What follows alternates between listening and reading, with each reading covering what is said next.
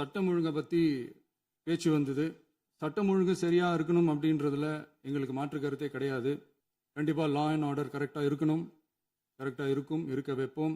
அதே மாதிரி பெண்கள் பாதிக்கப்படுறதையும் இங்கே யாராலையும் சகிச்சிக்கவே முடியாது. அதுக்கான கடுமையான நடவடிக்கைகள் நம்ம அரசு எடுத்துக்கிட்டு இருக்கிறோம். இந்த சிங்கப்பெண் சிறப்பு அதிரடிப்படை கூட அதுக்கான ஒரு ஃபர்ஸ்ட் ஸ்டெப் தான். அதே மாதிரி இந்த போதைப் பொருள் நடமாட்டம் அதை கண்ட்ரோல் பண்ணுறதுக்கும் நம்ம அரசு கடுமையான நடவடிக்கைகள் எடுத்துக்கிட்டு இருக்கிறோம். அதையும் கண்டினியூ பண்ணி எடுப்போம். மாண்புமிகு பேரவைத் தலைவர் அவர்களே, இப்போ நான் சொன்ன இந்த பிரச்சனைகள்லாம் 2026 போன மாதம் மே மாதம் 10ஆம் தேதி புதுசாக வந்துடல. இதெல்லாம் பல வருஷமாக இருக்கிற பிரச்சனைகள் தான், பல வருஷமாக கண்டுக்காமல் விட்ட பிரச்சனைகள் தான். இன்னைக்கு எதிர்கட்சிக்காரங்க அதை பற்றி கேட்கும் போது எனக்கு அது அக்கறையாக தெரியல, அவதூறு அரசியலாக தான் தெரியுது, பழி போடுற அரசியலாக தான் தெரியுது. இப்படி அவதூறு பழி போடுறவங்கள பார்த்து ஒன்று தான் கேட்கணும்னு தோணுது. கடந்த 9-10 மாசமா நம்ம ஸ்டேட்ல சட்டம் ஒழுங்கு டிஜிபியே இல்லை.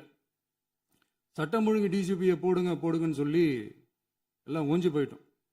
போன ஆட்சியில் நடந்ததுக்கெல்லாம் இப்பதான் விடையே கண்டுபிடிக்கிறோம். நம்ம ஆட்சியில்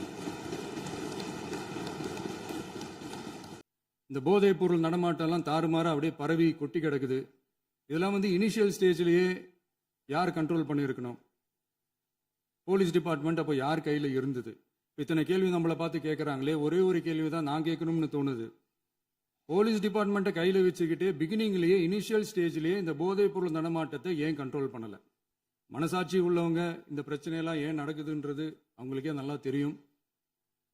இன்னைக்கு சட்டம் ஒழுங்கை பற்றி கேள்வி கேட்கக்கூடாதா அப்படின்னா தாராளமாக கேட்கலாம். இது ஜனநாயக அரசு, மன்னராட்சிலாம் கிடையாது, மனசாட்சி உள்ள மக்களாட்சி. அதனால கேள்வி கேட்கலாம், எல்லாருக்கும் எல்லா உரிமையும் உண்டு. விமர்சனம் செய்யலாம், எல்லாருக்கும் எல்லா உரிமையும் உண்டு. ஆனால் நம்ம ஆட்சியில் என்ன நடவடிக்கைகள் எடுத்திருக்கோன்றது தெரிஞ்சுக்கிட்டு அதுக்கேற்ற மாதிரி ஒரு நடுநிலையாக பேசுனீங்கன்னா கொஞ்சம் நல்லா இருக்கும்.